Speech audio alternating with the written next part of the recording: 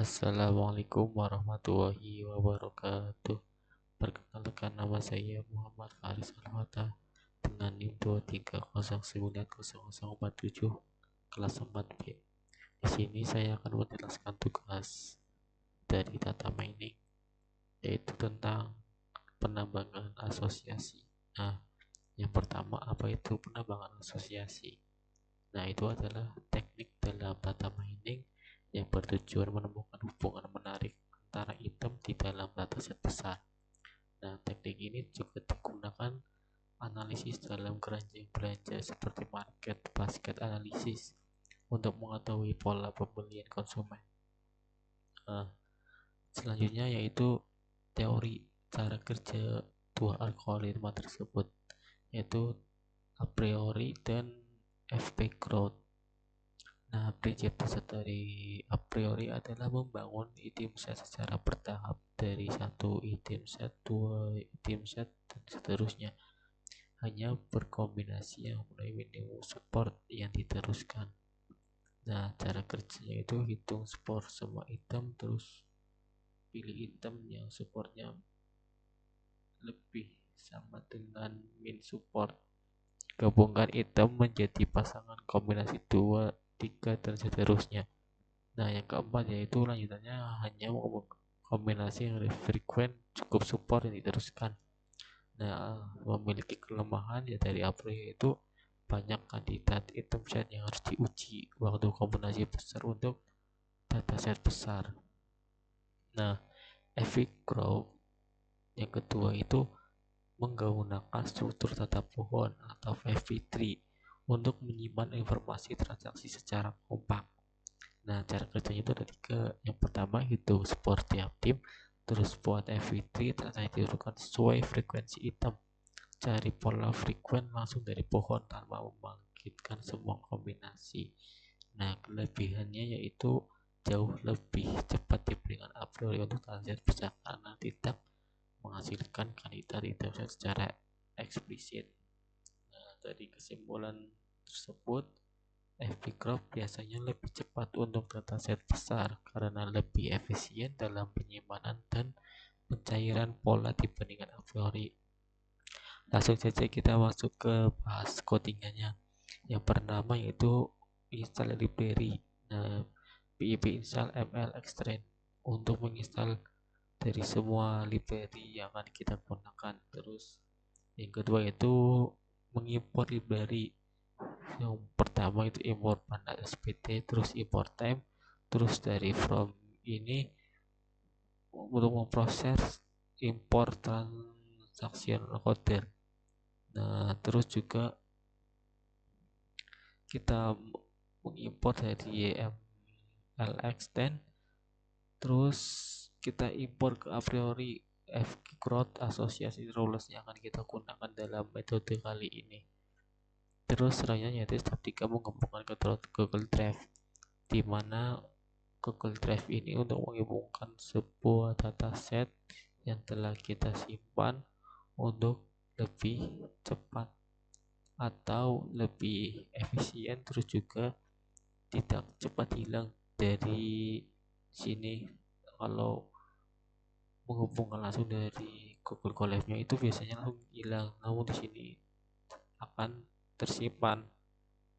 Nah, from Google Colab import drive, terus drive one, kita link drive-nya, terus yang langkah keempat itu membaca datasetnya, yaitu yang telah kita copy dari sini Google Drive, kita masukkan.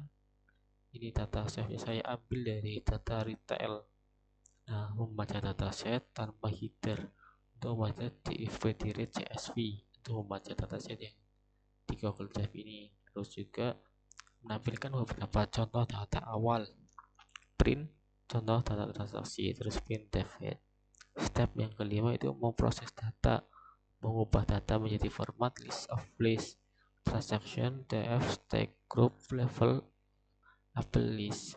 Nah, selanjutnya encode transaksi ke format boolean array, di transaction coder, terus juga di array sama dengan di feed transaction transform transaction buat data frame baru hasil encoding tersebut, kita menggunakan tf underscore included sama dengan pt data frame, the array column sama dengan the column. Terus yang selanjutnya step 6 a priori algorithm, mencatat waktu mulai kita start up terus sama dengan tim untuk menyelesaikan waktunya.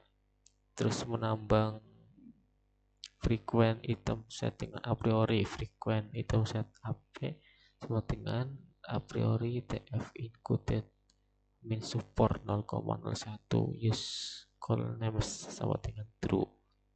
Nah, selanjutnya itu membuat aturan asosiasi dari frequent item a priori lulus app sampai min terus kita menghitung waktu eksekusi a priori tim app sama dengan tim tim terus sama dengan min start up. Nah, selanjutnya itu menampilkan 5 aturan teratas dari a priori tersebut. Kita di print in a priori rules top 5 dari ke atas. Terus kita ngeprint rules app untaken consequence support confidential leave terus hit. Terus langkah selanjutnya itu langkah ketujuh FP Crow algorithm, mencatat waktu mulai seperti yang di atas. Kita ngetik start terus kita mengetikkan waktunya.